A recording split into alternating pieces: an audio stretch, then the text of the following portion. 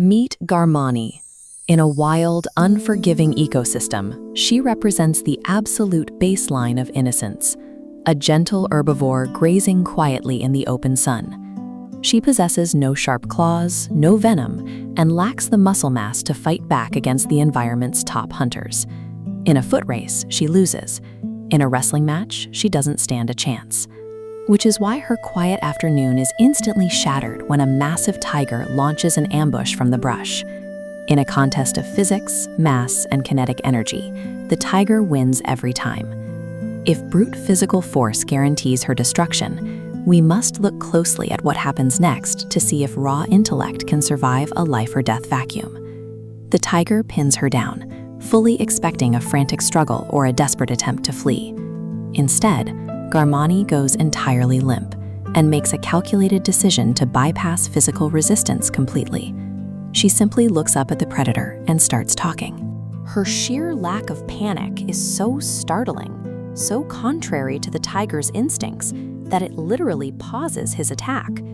She calmly points out that he is a magnificent, fearsome hunter, but mentions that his face is dirty. She suggests a creature of his royal stature ought to wash his face in the nearby stream before sitting down for a meal. The tiger, disarmed by the flattery and briefly absorbed in his own vanity, steps away to clean himself. That tiny lapse in predatory focus gives Garmani the narrow window she needs to slip into the brush. Luck had nothing to do with it. Garmani demonstrated that when physical resistance is a death sentence, shifting the battle to a psychological plane can provide an exit that strength cannot. But escaping the bright, open forest only leads her into a deeper trap. As night falls, Garmani retreats into a dark, enclosed cave, seeking a quiet haven to hide. The environment itself now becomes a threat. The pitch blackness strips away her vision, severely limiting her situational awareness just as she steps into the worst possible location. Because she hasn't found an empty cave, she has just walked directly into the den of a massive, solitary lion. Unlike the encounter with the tiger, where she had an open field to slip away, the solid stone walls trap them both together. Fleeing is physically impossible. She has to face him head-on. Flattery won't work twice, so Garmani elevates her tactic. She puffs up her chest in the dark and bellows loudly, declaring she is a legendary monster who specifically hunts and feasts on lions. The bluff holds. Even the territorial instinct of a lion can be short-circuited when it is met with enough unshakable, aggressive confidence, forcing him to abandon his own den. The immediate danger leaves the cave, but the heavy silence that follows brings no actual relief. The tension in the dark is still coiled tight. Moments later, the low rumble of footsteps echoes at the entrance. The lion has returned to the cave mouth, and he has brought reinforcements. This animated diagram breaks down the impossible odds. A single trapped herbivore, pinned in the center, is rapidly encircled by 6 highly coordinated apex predators. A fear bluff works on an isolated individual, but a pack shares confidence, insulating members against individual panic.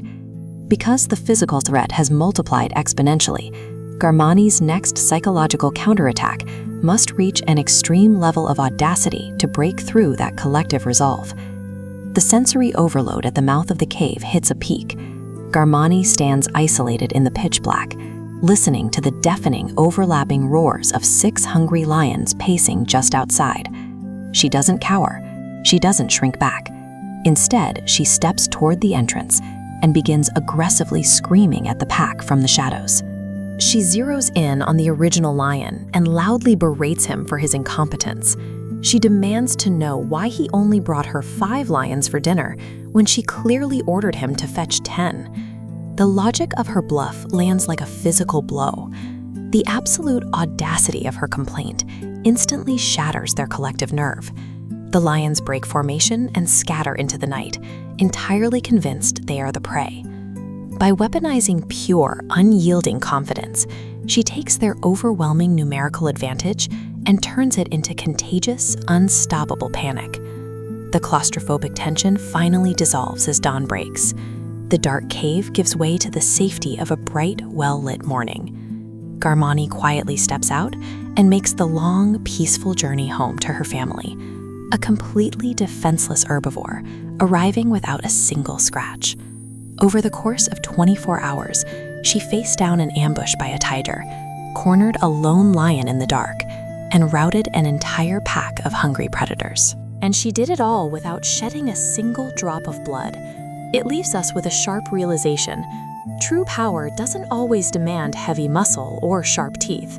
A calm mind and supreme composure under pressure can neutralize dangers that seem physically impossible to defeat.